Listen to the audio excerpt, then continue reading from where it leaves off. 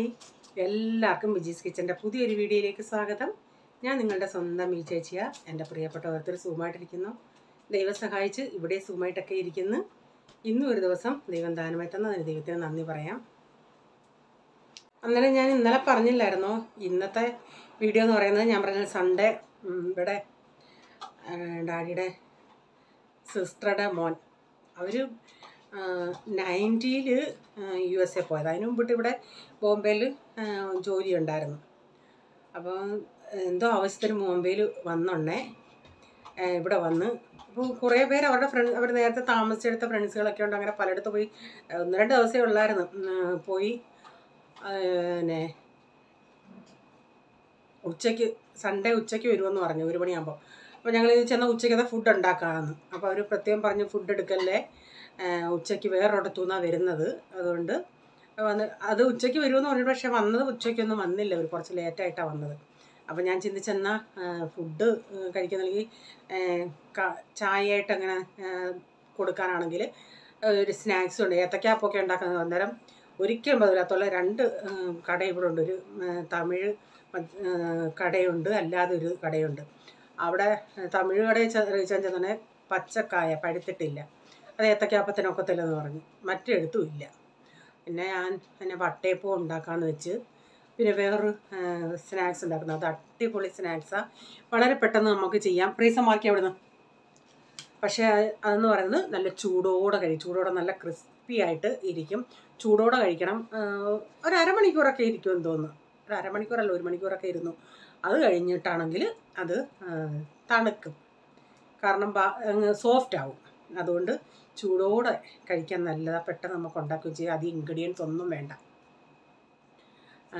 അതുകൊണ്ട് നിങ്ങൾ സ്കിപ്പ് ചെയ്യാതെ വീഡിയോ കാണുക. ഇഷ്ടപ്പെടുന്നവരൊക്കെ അതൊന്ന് ഷെയർ ചെയ്ത് കൊടുക്കുക കേട്ടോ. അപ്പം നമുക്കിന്ന് ആ വീഡിയോയിലോട്ട് പോകാം കേട്ടോ. ഓക്കെ, ഇത് 2 കപ്പ് പച്ചരിയുണ്ട്. ഇതിലേക്ക് 1/2 കപ്പ് അവൽ ഞാനൊന്ന് കഴുകിയിട്ട് ഒരു സ്വല്പം വെള്ളം ഒഴിച്ച് വെച്ചതാണ്.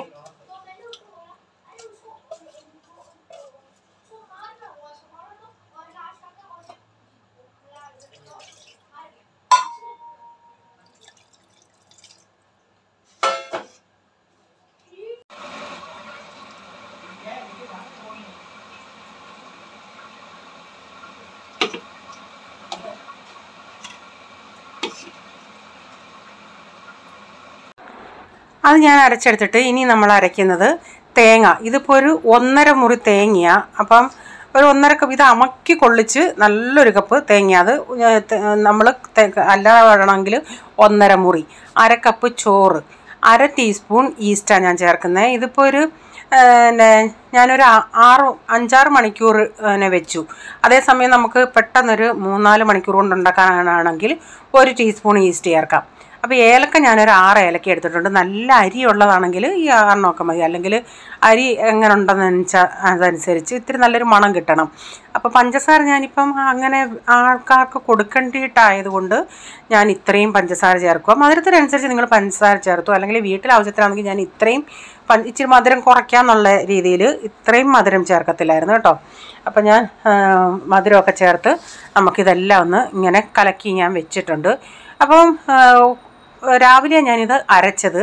അപ്പോൾ ഞാൻ 2 പാത്രത്തിലായിട്ടാണ് അരച്ച് വെച്ചത്. ഈ 1/2 ടീസ്പൂൺ ഈസ്റ്റ് വെച്ചിട്ടും നമ്മളൊരു 5-6 മണിക്കൂറായിരുന്നു. 4-5 മണിക്കൂറായപ്പോഴേ നമുക്ക് ഉണ്ടാക്കാമായിരുന്നു. അപ്പോൾ എനിക്കിത്തിരി സമയം കിട്ടാഞ്ഞത് കൊണ്ട് ഞാൻ അതുമല്ല ഇച്ചിരി ചൂടോടെ അവർ വരുമ്പം കൊടുക്കാമെന്നും പറഞ്ഞുള്ള രീതിയിൽ ഞാൻ വെച്ചിരുന്നു. അപ്പോൾ അത് ഞാൻ 2 പാത്രത്തിൽ വെച്ച്, കാരണം എനിക്കറിയാം അത് വെളിയിൽ പോകുമെന്നുള്ളത് പുളിച്ച്. എന്നിട്ട് ഇല്ല പെട്ടെന്നുള്ള ഇതായത് നോക്കിയാൽ രാവിലെ അണ്ടിപ്പരിപ്പ് വാങ്ങിക്കാനായിട്ട് ഒരാൾ പോയി. എന്നിട്ട് വേറെ സാധനങ്ങളെല്ലാം വാങ്ങിച്ചിട്ട് അത് മറന്നു. ഞാൻ പറഞ്ഞാൽ ഇനിയും വേണ്ട, ഞാൻ കുറച്ച് ചെറുതായിട്ട് പൊടിയായിട്ട് അരിഞ്ഞ തേങ്ങാക്കൊത്തും ഇച്ചിരി മുന്തിരിങ്ങയും കൂടെ കുറച്ച് ഞാൻ നെയ്യിൻ്റെ അകത്ത് വറുത്ത് കുറച്ച് ഇതിൽ ചേർത്ത് അതൊന്ന് അങ്ങോട്ട് മാറ്റി വെച്ചിട്ടുണ്ട്. എന്നിട്ട് ഞാൻ ഇഡലി പാത്രത്തിൻ്റെ അകത്ത് ഇങ്ങനെ തട്ട് വെച്ചിട്ട് എനിക്കൊരു അബദ്ധം പറ്റി, ഇത്രയും ഒഴിച്ച് വെക്കണം. കണ്ടോ, എൻ്റെ അടുപ്പുണ്ടല്ലേ, അടുപ്പ് ഒരു ഇച്ചിരി ചരിഞ്ഞായിപ്പോയി. അപ്പോൾ ഈ ഒരു സൈഡിലത്തെ മാവ് അങ്ങോട്ടങ്ങ് പോയി. എന്നിട്ട് ഒരു ഇച്ചിരി നേരം കഴിഞ്ഞിട്ടാണ് ഞാൻ ഇച്ചിരി ഇങ്ങനെ തേങ്ങാക്കൊത്തും മുന്തിരിങ്ങയൊക്കെ ഇട്ട് കൊടുക്കുന്നത്. എന്നിട്ട് അത് അടച്ച് ഇത് ഒത്തിരി പാത്രവും ഇതായിപ്പോയി. പാത്രം അടയ്ക്കാനും ഇത്തിരി ബുദ്ധിമുട്ടായിരുന്നു. പക്ഷേ അത് വെന്ത് വരാൻ ഇത്രയും നമുക്കൊരു പാത്രത്തിൻ്റെ ഒരു മുക്കാലോളം ഒഴിച്ചാൽ മതിയായിരുന്നു. പാത്രത്തിൽ നന്നായിട്ട് നെയ്യോ വെളിച്ചെണ്ണ എന്താണെന്ന് വെച്ചാൽ തേച്ച് കൊടുക്കണം. എന്നാലേ അത് ഡീമോൾഡ് ചെയ്യുന്നുണ്ടെങ്കിൽ നമുക്കത് പെട്ടെന്ന് ഇളകി വരത്തുള്ളൂ. അല്ലെങ്കിൽ ഇളകും, അല്ലെങ്കിൽ നമുക്ക് ഇങ്ങനെ പിച്ചാത്തിയും കൊണ്ട് കണ്ടിച്ചെടുക്കുകയാണെങ്കിൽ കുഴപ്പമില്ല. കാണിക്കാൻ വേണ്ടിയിട്ട് ഞാനൊന്ന് അത് ഇങ്ങനെ ഡീമോൾഡ് ചെയ്യുകയാണെന്ന് വെച്ചാൽ. എന്നിട്ട് ഞാൻ ഇതൊന്ന് അടച്ചു വെച്ച് വേവിക്കട്ടെ. എന്നിട്ട് ബാക്കി ഇച്ചിരി ഉണ്ടായിരുന്നു കുഞ്ഞൊരു പ്ലേറ്റിലത്തേക്കിന്. അപ്പോൾ ഇനി ഞാൻ പറഞ്ഞില്ല സ്നാക്സ് ഉണ്ടാക്കുന്നതെന്ന്. സ്നാക്സ് ഉണ്ടാക്കാനായിട്ട് ഞാൻ ഇങ്ങനെ ഒരു പാത്രത്തിൽ ഇത്തിരി വെള്ളം എടുത്തിട്ട് ഈ ബ്രെഡ് ഇങ്ങനെ ഇട്ടിച്ച് നേരം വെക്കരുതേ, അതെനിക്കൊരു അബദ്ധമായിപ്പോയി. എന്നിട്ട് നന്നായി പിഴിഞ്ഞെടുക്കണം. ഞാനിപ്പോൾ ഇങ്ങനെ ഒന്ന് കൈ കൊണ്ട് പിഴിഞ്ഞിട്ട് ബൗളിൽ ഇട്ടിട്ട് വീണ്ടും ഞാനൊന്ന് അതിൻ്റെ അകത്ത് വെള്ളം പിഴിഞ്ഞ് കളഞ്ഞു. കാരണം വെള്ളം ആവരുത് അതിൽ. പെട്ടെന്ന് ഇട്ടിട്ട് പെട്ടെന്ന് മുക്കി ഇങ്ങെടുത്തിട്ട് പിന്നെ പിഴിഞ്ഞെടുക്കണം. ഞാനതൊരു ഇച്ചി ഇട്ടപ്പോഴത്തേക്ക് അതങ്ങ് സോഫ്റ്റായി പോകും. അത് കണ്ടോ, അങ്ങനെ ചെയ്യല്ലേ കേട്ടോ. അതെനിക്കൊരു അബദ്ധം പറ്റിപ്പോയി. അങ്ങനെ ചെയ്യുകയോ ചെയ്യരുത്. ഞാനൊരു 8 പീസാണ് എടുത്തത്. ഇപ്പോൾ 8 പീസിൽ നമുക്ക് നന്നായിട്ട് ഉണ്ടായിരുന്നു. ഇപ്പം നമ്മൾ വീട്ടിൽ ഉണ്ടാക്കുന്ന ഉള്ളവർക്ക് ചുരുക്കം വരെ ഉള്ളെങ്കിൽ 8 പീസിൻ്റെ ഒന്നും ആവശ്യമില്ല. ഒരു 3-4 പീസ് ബ്രെഡിൻ്റെ ആവശ്യമുള്ളൂ. കാരണം ഇതിൻ്റെ കൂടെ വേറെ സാധനങ്ങളോട് നമ്മൾ ചേർക്കുമ്പം നല്ലൊരു ക്വാണ്ടിറ്റി ഉണ്ടാവും. ഞാൻ 8 പീസ് എടുക്കാമെന്ന് പറഞ്ഞിട്ട് പിന്നെ ഞാൻ 7 എടുത്തുള്ളൂ. കാരണം അത് കുതിർത്തൊക്കെ നോക്കിയുണ്ടേ ഇച്ചിരി ക്വാണ്ടിറ്റി പോലെ എനിക്ക് തോന്നി. മിക്സ് ചെയ്യാനുള്ളത് ഈ പാത്രം, അതുകൊണ്ട് ഞാനത് ഇതിലോട്ടൊന്ന് മാറ്റുന്നുണ്ട്. കുറച്ച് കിടന്നാലും കുഴപ്പമില്ല. ഇതിലേക്ക് ഞാൻ പുഴുങ്ങിയ ഇതുപോലുള്ള വലുതാണെങ്കിൽ 2 എണ്ണം, ഇതിപ്പോൾ ചെറുതും വലുതും ആയതുകൊണ്ട് ഞാൻ 3 എണ്ണം എടുത്തിട്ടുണ്ട്. ഇതൊന്ന് ഗ്രേറ്റ് ചെയ്തിടാം.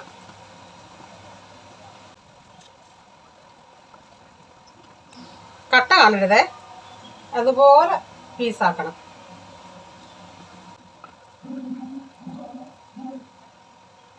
ഇതിലേക്കൊരു 3 മുട്ട പുഴുങ്ങിയത്.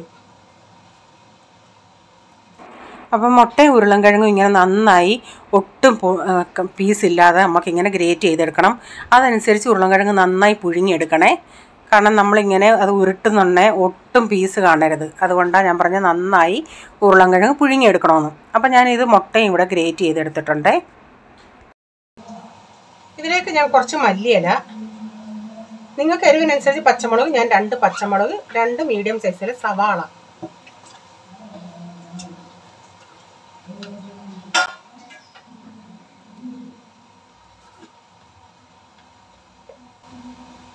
ഒരു 2 ടീസ്പൂൺ കാശ്മീരി മുളക് പൊടി, 1 ടീസ്പൂൺ ഇച്ചിരി കൂടെ ഗരം മസാല, 1/2 ടീസ്പൂൺ ജീരകം പൊടിച്ചത്, 1 ടീസ്പൂണോളം ഇഞ്ചി വെളുത്തുള്ളി പേസ്റ്റ്, ആവശ്യത്തിനുള്ള ഉപ്പ്. എന്നിട്ടിത് കൈ കൊണ്ട് നന്നായി നമുക്കൊന്ന് മിക്സ് ചെയ്തെടുക്കണം. അപ്പം ഞാൻ പറഞ്ഞില്ല, ഞാൻ ആ ബ്രെഡ് ഒരു ഇച്ചിരിയും കൂടെ ഒന്ന് പിഴിഞ്ഞെടുത്തായിരുന്നു, എന്നിട്ടാണ് ഇതിൽ ചേർത്തത്. എന്നിട്ട് നമ്മൾ ഈ കുഴയ്ക്കുന്ന സമയത്ത് ഉരുളൻകിഴങ്ങിൻ്റെ എങ്ങാണോ വല്ല കട്ടയുണ്ടെങ്കിൽ കൈ കൊണ്ടൊന്ന് പ്രസ് ചെയ്തിട്ട് അതങ്ങ് ഉടച്ചിടണേ. എന്നിട്ട് നന്നായിട്ടൊന്ന് മിക്സ് ചെയ്തെടുക്കാം. അപ്പോൾ പച്ചമുളകൊക്കെ നിങ്ങളുടെ എരിവിനനുസരിച്ച് ചേർത്തോ. ഞാൻ 2 എണ്ണേ ചേർത്തുള്ളൂ. ഇടയ്ക്ക് ഇപ്പോൾ ഇച്ചിരി പച്ചമുളക് കടിക്കാൻ ഇഷ്ടമുള്ളവർക്കാണെങ്കിൽ ഇച്ചിരി കൂടെ ചേർക്കാം.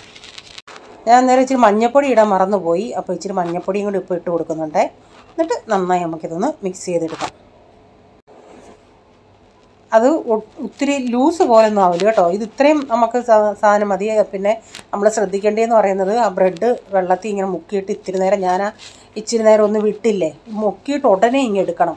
അങ്ങനെ ചെയ്യരുത്. അപ്പം ഞാനിതെല്ലാം ഒന്ന് കുഴച്ചിട്ട് കയ്യിലൊരിത്തിരി എണ്ണ ഒഴിച്ചിട്ട് നമുക്കിതൊന്ന് മാറ്റി അങ്ങോട്ട് വയ്ക്കാം.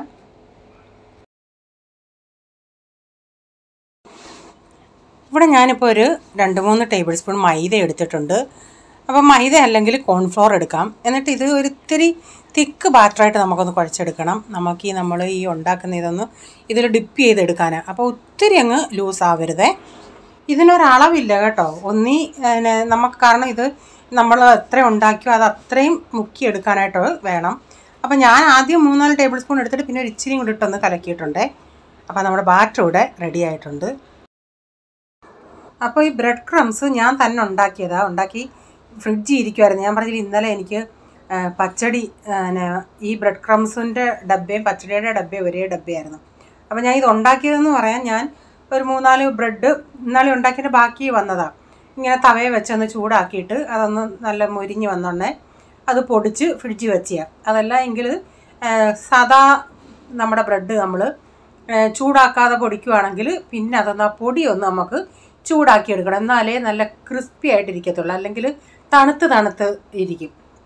അപ്പോൾ ഞാനിങ്ങനെ ഈ ബാറ്ററിലേക്ക് ഇങ്ങനെ ചെറിയ ഇതുപോലെ ഇത്തിരി സിലിണ്ടർ പോലെയാണ് ഞാൻ ഉണ്ടാക്കിയത്. സിലിണ്ടർ ഷേപ്പിൽ ഉണ്ടാക്കിയിട്ട് നമ്മുടെ ഈ മൈദാ മാവിൽ മുക്കിയിട്ട്, ഞാൻ പറയും മൈദാ മാവ് അല്ലെങ്കിൽ കോൺഫ്ലോർ എടുക്കാം, മുക്കിയിട്ട് ബ്രെഡ് ക്രംസിലോട്ട് മുക്കിയിട്ട് അങ്ങനെ നമുക്ക് ഇങ്ങനെ എടുത്ത് വെക്കാം. ഇത്തിരി അങ്ങ് വലിയതാക്കാതെ ഇച്ചിരി ചെറിയതായിട്ടുണ്ടാകും, അന്നേരം അത് എളുപ്പം ഒന്ന് വെന്ത് കിട്ടും. അതുകൊണ്ട് ഞാൻ എല്ലാം ഇതൊന്ന് ഉണ്ടാക്കിയെടുക്കട്ടെ. ഇപ്പം ഞാനൊരു 16 ഉണ്ടാക്കി ഇങ്ങനെ വെച്ചിട്ടുണ്ട്, ബാക്കി ഇത്രയും നമ്മുടെ ഫില്ലിംഗ് ഉണ്ട്. അപ്പം നേരത്തെ ഒന്ന് എണ്ണ ചൂടാക്കാനായിട്ട് വെച്ചേക്കണേ. അപ്പോൾ ഇത് ഇത്രയൊന്ന് ഞാനൊന്ന് ഉണ്ടാക്കിയെടുക്കട്ടെ. അപ്പോൾ എണ്ണ ഇപ്പോൾ ഒന്ന് നന്നായി ചൂടായിട്ടുണ്ട്. ഞാനിങ്ങനെ ഒരു ചെറിയ പാത്രം എടുത്തത്, അതേസമയം നിങ്ങൾക്ക് വലിയ പാത്രം എടുത്തിട്ട് എണ്ണ കുറച്ചുകൂടെ ഒഴിച്ചിട്ട്, കാരണം ഇത് ഡിപ്പായിട്ട് കിടക്കണം, മുങ്ങി കിടക്കണം, ആ പരുവത്തിൽ നമ്മൾ എണ്ണ എടുക്കണം. അപ്പോൾ ഇതിൻ്റെ അകത്താണെങ്കിൽ ഒരു 4-5 എണ്ണം സ്റ്റാർട്ടിങ്ങിലാണെങ്കിൽ നമുക്കിത് ഇടുന്നതൊക്കെ ഒന്ന് കാണാം. നമ്മൾ ചെയ്ത് വരുംതോറും ഓരോ ബാച്ച് ഉണ്ടാക്കി വരുംതോറും ഈ എണ്ണയൊന്ന് പതഞ്ഞ് കയറും, കാരണം നമ്മൾ ഇതിൻ്റെ അകത്ത് ഈ മുട്ടയൊക്കെ ചേർത്തത് കൊണ്ടേ അതൊന്ന് പതഞ്ഞ് വരാൻ ചാൻസ് ഉണ്ട്. അതുകൊണ്ട് ആദ്യം ഇട്ടിട്ട് ഇളക്കരുതേ, ഒരു കുറച്ച് നേരം കഴിഞ്ഞിട്ട് ആദ്യത്തെ ട്രിപ്പ് ആകുമ്പം ആ അടിവശം ഒന്ന് ജസ്റ്റ് ഒന്ന് തട്ടി കൊടുക്കണം. അഥവാ ഇച്ചിരി പ്രയാസം ഉണ്ടെങ്കിൽ തട്ടണ്ട, കുറച്ച് കഴിഞ്ഞ് തട്ടിയാൽ മതി, കാരണം അത് അടിക്ക് ഒട്ടിപ്പിടിക്കാതിരിക്കാൻ. ആദ്യത്തെ ട്രിപ്പ് എന്ത് നമ്മൾ ചെയ്യുമ്പോഴും അങ്ങനെ, അതുകൊണ്ട് പിന്നെ ചെയ്യുന്നുണ്ടെങ്കിൽ ഈസി ആയിരിക്കും നമുക്ക്. അപ്പോൾ നിങ്ങൾക്ക് വലിയ പാത്രത്തിൽ ഓയിൽ കൂടുതൽ ഒഴിച്ചുണ്ടാക്കുവാണെങ്കിൽ ഒരു 2 ട്രിപ്പ് കൊണ്ട് ചെയ്യും. എനിക്കിപ്പോൾ ഒരു 4-5 ട്രിപ്പ് ഉണ്ടാക്കേണ്ടി വന്നു. അപ്പോൾ ഇത് കുറച്ച് കഴിഞ്ഞ് ഇത് താനെ ഇങ്ങനെ പറഞ്ഞില്ലേ, ഇങ്ങനെ ഞാൻ അടിവശം ഒന്ന് തട്ടി കൊടുത്തോണ്ടെങ്കിൽ അതിങ്ങനെ ഒന്ന് മുകളിലോട്ട് പൊന്തി വരും.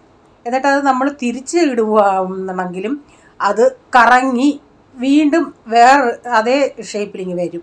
പിന്നെ അതനുസരിച്ച് നമ്മളൊന്ന് തിരിച്ചും മറിച്ചുമൊക്കെ ഇട്ടൊന്ന് വേവിച്ചെടുക്കണം. പിന്നെ തീ ആണെങ്കിൽ ഇടുന്ന സമയത്ത് തീ ഇച്ചിരി ഒന്ന് കുറച്ചിട്ട്, പിന്നെ തീ ഒരു മീഡിയം ഫ്ലെയിമിൽ, ഒത്തിരി ഈ ഫ്ലെയിമിൽ വെക്കല്, കാരണം ഈ ബ്രെഡൊക്കെ ആയതുകൊണ്ടേ അതങ്ങ് കരിഞ്ഞു പോകും. ഇതിൽ ചിലതൊന്ന് പൊട്ടിപ്പോയിട്ടുണ്ട്, കാരണം അത് ഈ ബ്രെഡ് ക്രംസ് ഇല്ല ധൃതിയാണ്. ചിലതിലൊക്കെ നമ്മൾ ഈ ബ്രെഡ് ക്രംസ് പൊതിഞ്ഞ് വെക്കാത്തതിൽ ആ ബ്രെഡ് ക്രംസ് ഒന്ന് പൊതിഞ്ഞിട്ട് നമ്മൾ കൈ കൊണ്ട് ഒന്നുകൂടെ ഒന്ന് അമക്കണം. ബൈ ചാൻസ് അങ്ങനെ അമക്കാതെ എങ്ങാനും ഉള്ളതുണ്ടെങ്കിൽ അതൊന്ന് പൊട്ടിപ്പോയിട്ടുണ്ട്. അപ്പം നല്ലത് ഇത്രയും എനിക്ക് ഉണ്ടാക്കിയെടുത്തു. പിന്നെ ഇടയ്ക്കൊക്കെ താണ്ടെ ഇങ്ങനെയുള്ള ഇച്ചിരി പൊട്ടിയതുപോലൊക്കെ ഉണ്ട്. ഇവിടെ കുറച്ച് ഇവരൊക്കെ കഴിക്കുകയും ചെയ്ത്, എന്നിട്ട് ബാക്കി നല്ലത് ഇത്രയുണ്ട്. പിന്നെ ഒരു ട്രിപ്പ് കൂടെ അതിൽ കിടപ്പുണ്ട്.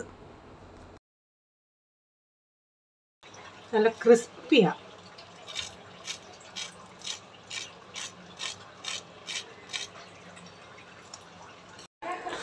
പിന്നെ നമ്മൾ വെളിയിൽ നിന്ന് സമോസ അങ്ങനെ ബേക്കറിയിൽ നിന്ന് കുറേ ഐറ്റംസൊക്കെ വാങ്ങിച്ചായിരുന്നു. അവർക്ക് അതൊന്നും ഇഷ്ടമായില്ല, അവർ ഇത് രണ്ടുമാണ് കഴിച്ചത് കൂടുതലും. കുറച്ചുകൂടെ ഫില്ലിംഗ് ഉണ്ട്. ഞാൻ ഇനി അതെടുത്തങ്ങ് ഫ്രിഡ്ജിൽ വെക്കുക, കാരണം എനിക്ക് ഇനിയും ബ്രെഡ് ക്രംസ് തീർന്നു, അതിനി എടുത്ത് പൊടിക്കുകയൊക്കെ വേണം. ഇനി എനിക്ക് വട്ടയപ്പത്തിൻ്റെ കാര്യം കൂടെ നോക്കണം. അതുകൊണ്ട് ഇത്രയും ഉണ്ടാക്കി. എന്തും അതിൽ ചൂടോടായി ഇത് കഴിക്കണം, കാരണം ഇത് 2-3 എണ്ണം ബാക്കി വന്നോണ്ടേ അത് ഞങ്ങൾ അന്നേരം എടുത്തോണ്ടേ സോഫ്റ്റ് പോലായിരുന്നു. അതുകൊണ്ടാണ് ഞാൻ പറഞ്ഞത്. അപ്പോൾ അവർ അച്ഛനും അമ്മാമ്മയും പിന്നെ ഒരു പുള്ളിക്കാരനോടുണ്ട്, 3 പേരുണ്ടായിരുന്നു. അവർക്ക് ഇത് ഇഷ്ടമായി. ഈ ഹോം മെയ്ഡ് രണ്ടും കഴിച്ചു അവർ. ഏത്തക്കാപ്പം കൂടെ ഉണ്ടാക്കി കൊടുക്കണമെന്ന് ഞാൻ പറഞ്ഞില്ല, ഏത്തക്ക കിട്ടാതായി പോയെന്ന്. പെട്ടെന്നുള്ള തീരുമാനമായിരുന്നു. അവർ ഇന്നലെ വിളിച്ച് പറഞ്ഞത് ഇന്ന് വരുന്നുണ്ടെന്ന്. അപ്പം ഞാൻ വട്ടയപ്പം ഞാൻ പറഞ്ഞില്ല അബദ്ധം വന്നു പോയെന്ന്. ഞാൻ കുറച്ചുകൂടെ മാവ് ഒഴിച്ച് എനിക്ക് ആ പാത്രം ഒന്ന് അടയ്ക്കാനും പറ്റാതായിപ്പോയി. അപ്പം ഒത്തിരി സമയം എടുത്തത് വെന്ത് കിട്ടാനും. ഇത്രയും ഒഴിക്കണ്ടായിരുന്നു, മുക്കാൽ നമുക്കറിയാം, എന്നാലും ആ സമയമാണേ എന്തോ എന്നാൽ ഇച്ചിരി കട്ടിക്കിരുന്നോട്ടതും പറഞ്ഞ് ഒഴിച്ചതാണ്. അപ്പം ഇങ്ങനൊന്ന് മുഴുവനെ എനിക്കൊന്ന് എടുക്കണമെന്നുള്ള രീതിയിൽ ഞാനിങ്ങനെ സൈഡ് കട്ട് ചെയ്ത്, അല്ലെങ്കിൽ പാത്രത്തിൽ തന്നെ വെച്ച് നമ്മൾ പീസാക്കി എടുക്കുകയാണെങ്കിൽ നമുക്കൊരു കുഴപ്പമില്ല. ഈ സമയമായപ്പോൾ ഞാൻ എൻ്റെ മൊബൈലിലെ സ്പേസും തീർന്നു. പിന്നെ റീച്ചാൻ്റെ മൊബൈലിലാണ് എടുത്തത്. അപ്പോൾ എന്താണ് ഞാനിത് കണ്ടിച്ചെടുത്തിട്ടുണ്ട്. നല്ല സോഫ്റ്റായിരുന്നു. ഞാൻ പറയില്ല മധുരത്തിൻ്റെ കാര്യം, ഞങ്ങളിപ്പോൾ വീട്ടിലായിരുന്നെങ്കിൽ ഇത്രയും മധുരം ഉപയോഗിക്കുന്നത്, കാരണം അവർക്ക് വേറൊരാൾക്ക് കൊടുക്കുമ്പോൾ ഇച്ചിരി മധുരമൊക്കെ വേണമല്ലേ. അങ്ങനെ അവർ നാടൻ ഫുഡ് കഴിക്കട്ടെന്നും പറഞ്ഞ് നമ്മൾ ഇത് ഉണ്ടാക്കിയതാണ്. അവർക്കെല്ലാം നന്നായി ഇഷ്ടപ്പെടുകയും ചെയ്തു. ഇത് കഴിഞ്ഞിട്ട് ഞങ്ങൾ ചെമ്പൂർ വരെ ഒന്ന് പോയായിരുന്നു. അത് ഞാൻ പിന്നീട് ഇടാമേ. അപ്പോൾ നിങ്ങൾ ആ സ്നാക്സ് ഒന്ന് ഉണ്ടാക്കി നോക്കണേ.